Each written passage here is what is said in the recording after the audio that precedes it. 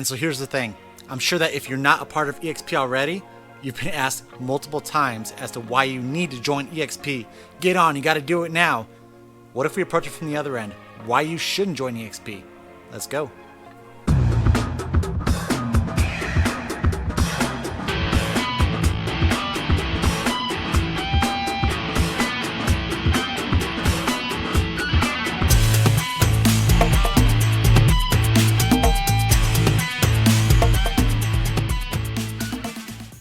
Alright, welcome to the channel. You're watching The Future of Real Estate with your host Pete Sweeney, EXP Realty. So I'm going to approach this a lot differently. Like I said, I'm sure just the same way I was, you're approached so many times as to why you have to get on this thing called EXP. What is it about EXP that you need to join? Why you need to do all the share options, make money and all this. But why shouldn't you join? That's something that you should really be asking the question, right? So I'm going to kind of cover four key things as to why you shouldn't join EXP, why I don't think it might not be a good fit for you. And the first things being, if when it comes to technology, you're just really not into it that much. Listen, we all know that EXP is a cloud-based brokerage. A lot of it's online. We don't have an actual physical location when it comes to going to your office space.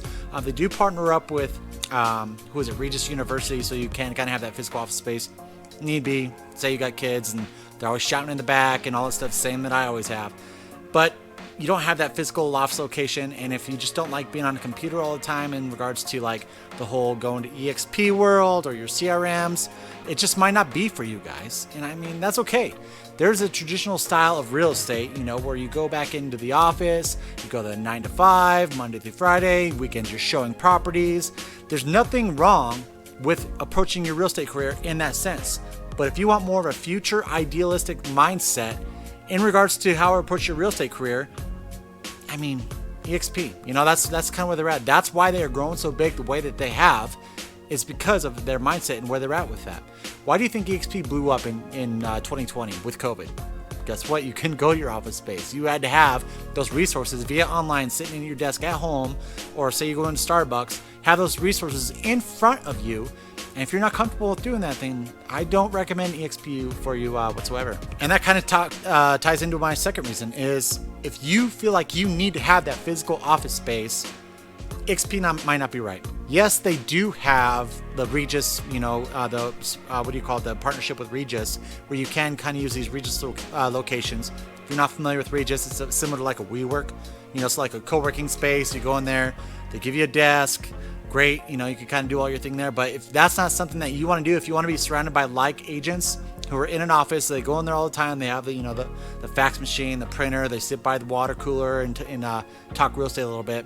I mean, it's just not there. EXP doesn't have that. It's all mainly cloud-based. And with that, you don't have that physical space that you kind of hold on to with the traditional side of real estate. Now, this one's a little bit outside of everything that I'm kind of talking about. It's not the physical attributes or the tangent things that EXP offers. It's more so just not wanting to be known to be with EXP. Listen, I know EXP just because so many agents are out there trying to recruit all the freaking time that it has a stigma towards it.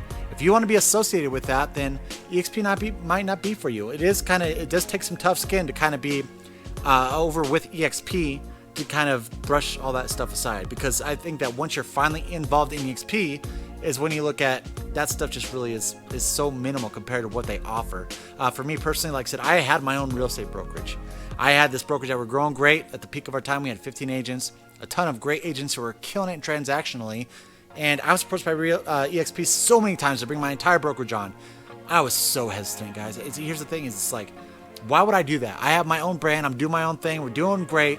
Why would I go off and join you guys? I didn't see it, right? And so here's the biggest thing that I think you need to think about when it comes to EXP. Yes, we're going over the reasons why it might not be for you, but I still think that you need to hear it from a clear voice. And that's what it took for me personally. It took sitting down with like-minded people who were over EXP, who weren't boasting about all those different things that everyone boasts about. Like I said, the rev share, the stocks, and all that stuff.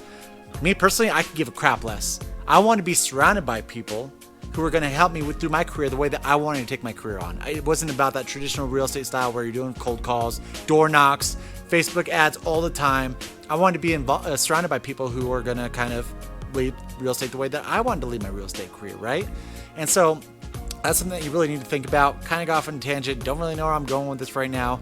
But the biggest thing is, if you don't like true camaraderie, because some of the camaraderie I hear from these other brokerages, EXP might not be for you. There's some true camaraderie over at EXP where you have top producing agents sharing their insights, open to talk to you no matter how high or low you are on the whole food chain in regards to the deals you're doing with real estate, right? And so if you're not for that, if you're kind of more of a lone wolf and just really kind of want to do your thing and, you know, do the grind, EXP might not be for you. All right, and then here's something that I truly believe in personally. I don't think that there's one company for everyone. And I think that there are companies out there that if you're in a great position, why would you leave it? It doesn't make sense, right? If you're in a position where you're doing great in your career, you don't feel like you're being overworked, you're surrounded with like-minded people who do like to share, to like to mastermind, why would you leave that? EXP does have a lot of great things to offer you guys, but it doesn't make sense if you're already doing great in what you're doing and if you're happy with what you're doing. If you're fulfilled in your career and the people that you're surrounded by, there's no reason to leave that. No matter how many times that people come to you about this and that or whatever, it doesn't matter. Stay where you're happy. And I believe that to my fullest extent. Believe me, that's how I ran my brokerage. It was all about being fulfilled. If you're not fulfilled in your career, then I mean, it's worthless. Why making all this money, you know? So it's like, if you're in a spot where your brokerage you're at right now, maybe it's a boutique brokerage, maybe it's a larger brokerage, guys, I mean, if you're happy and nothing's broken, then stay there, right? But I mean, here's the thing. Even though we kind of go over these things that why EXP might not be for you, I always recommend keeping an open mind, no matter whether it's EXP or anyone else, because there might always be something that's better out there that fits you better. Believe me, I mean, like I said, I had my own brokerage. I was fine. Well, kind of fine, which I break into a few of my other videos as to, you know, kind of why I decided to shut down my brokerage and move over to EXP. But I think keeping an open mind is so important, because if we become closed-minded to anything we do, whether it be in real estate, in life, in opportunities, in investments, that's kind of when we stop growing, right? And so even past all of this stuff, after we covered all these things in regards to why you shouldn't join EXP in 22, I still say keep an open mind in general, because where you're at currently, you might be happy, but is it doing that little extra?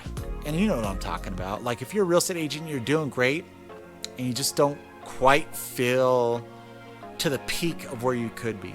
If you feel like there's more out there that you want to learn, that you want to kind of take in, then always keep an open mind to everything, guys. And it is so important to do that. And here's kind of a little bonus thing that I'm going to kind of throw in there, which it was an oversight on my end. But another reason why you don't want to join EXP is if you kind of want those resources shoved on a platter over to you, right? I do know of brokerages here in Colorado, where I'm mainly based out of, where they offer everything and then some, but of course they take more of your commission too, right? So it's like, yes, you're getting all these resources where, you know, say it's like setting up signs or certain things with their photography. You're getting all these deals thrown at you, but at the same time, it's also taking out, most likely paying a higher commission to the brokerage for those resources. EXP, it's pretty much like an a la carte. They have companies that they partner up with, so if you do want those services, that's up to you. And so you have that in front of you, but it's not offered to you, just like I said, on a silver platter, where it's, here you go, this is what we're going to do, everyone's going to do it the same way, same photographer, we're all going to use the same sign guy.